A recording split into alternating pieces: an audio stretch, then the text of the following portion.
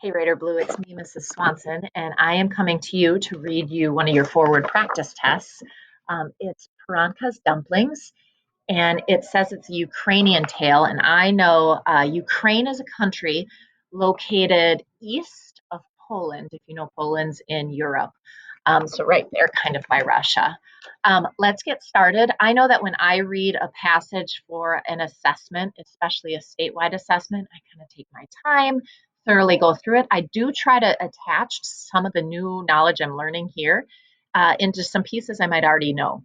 So as you come, I'm going to start to model how I am using my background knowledge to help. Here we go. In old Ukraine, before cooks collected their recipe books, a young girl named Paranka worked alongside the old cook of a wealthy aristocrat's Manor's home, memorizing all the delicious recipes. The old cook, whom everyone affectionately called Babka, after her wonderful small cakes, loved Paranka dearly. The two spent many hours working together, passing the time with stories and riddles. Aristocrat. I know that means wealthy. One day, Paranka was making her favorite recipes, tasty fruit dumplings called vareniki or paroni. Those are two really hard words I don't know how to say, but as long as I say them the same way every time I see them, I should be good. I know they're two types of recipes. Pranka laughed as she mixed the dumpling dough. Pranka formed the dough into small circles and spooned cherries into the center of each. She gently folded the half-moon pockets, then pinched them close with her nimble fingers. As Pranka delicately boiled the dough to perfection, Babka told her how her dumplings were brought to Europe from Asia long ago. Summer days passed, and Babka was getting quite old, suddenly became ill and couldn't cook anymore. Ivan, the butler, hoped Paranka would take over running the kitchen. But the next day, the lady of the manor said, Paranka, I'm afraid you are too young and inexperienced to cook for my husband and our important guests. I have hired a new head cook. Paranka's heart sank, but she did not complain. That afternoon, Oya came to take over the kitchen of the manor. She marched about and bragged of the fine houses she had cooked for all over Europe. Soon she was shrieking orders. Oya laughed scornfully as Paranka and the others hurried about trying to stay out of her way. It wasn't long until the older servants had had enough of her nasty ways. One morning, the aristocrat sent word that he would like fruit dumplings for dessert. Paranka begged Oya, please let me make them. It is my favorite recipe. No, barked Oya. You are only a girl. You know nothing of dumplings. Paranka watched in horror as Oya jabbed the dough, threw on more flour, and whacked it with a rolling pin. Paranka shook her head and thought, dumplings must be made tender and gently. Oya poked cherries into the dumplings and clumsily pinched them shut with her thick fingers. When the dumplings had overboiled in the too salty water, she put them on a cold, wet, drippy plate and sent them into the dining room. The aristocrat bit into a dumpling and cried out in pain, I've broke my tooth on a cherry pit. The lady of the manor was furious. Take these back, she ordered Ivan. Send out the new cook. I wish to speak with her. Oya rushed into the dining room. The lady of the manor stared at her coldly and said, these dumplings are terrible. Oya smiled. It's this Paranka, my lady, she hissed. I told her to let me make the dumplings, but she wouldn't listen. She is so useless, no help at all. Paranka is young, and you must teach her, said the lady, her tone softening, but don't let it happen again. Back in the kitchen, Oya laughed at her own cleverness. Not a word from any of you, she snapped at the servants, or I'll have Paranka sacked. Days passed, and whenever the meal was not pleased to the lady, Oya blamed it on Paranka. The day came when the gardener brought a basket of sweet red, purple plums.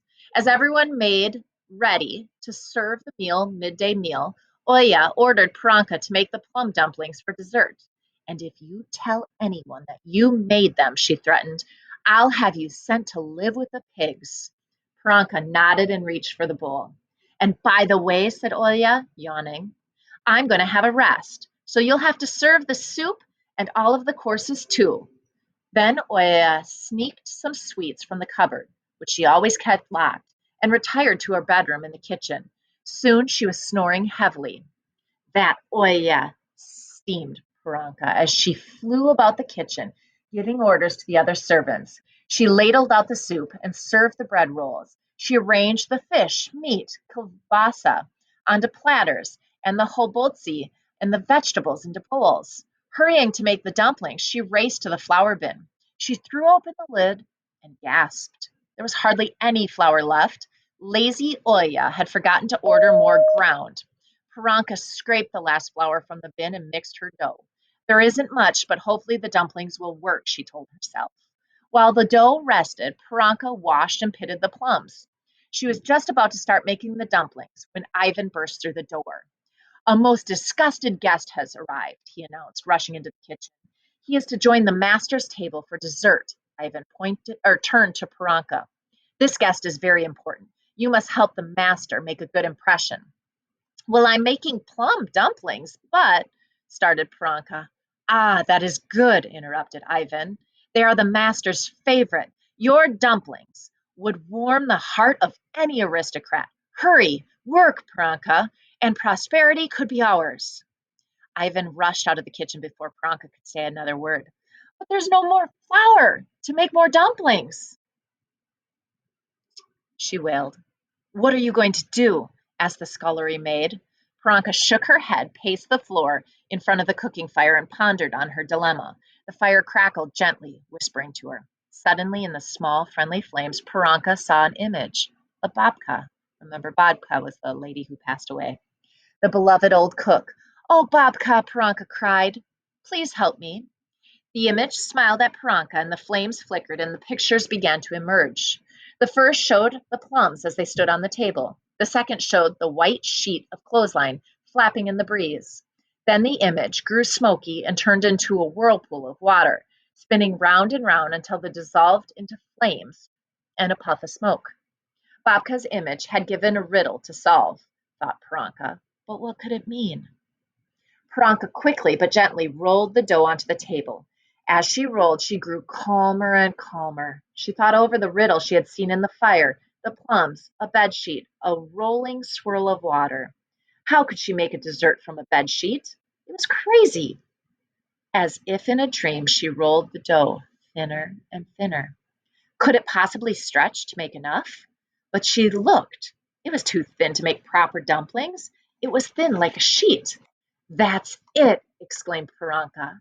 She brushed the stretched dough with melted butter and then topped it with sliced plums and honey. Taking one edge, she rolled it over and over as she would a poppy seed roll.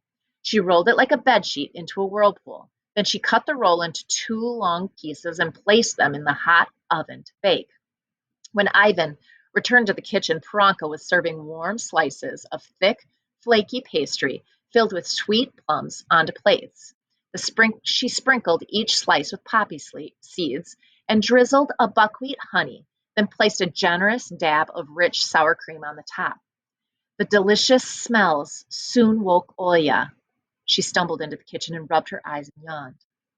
These are not dumplings, she scolded Paranka. How dare you disobey me? Oya grabbed the dessert from Paranka and prepared to toss it into the fire, but Ivan stopped her.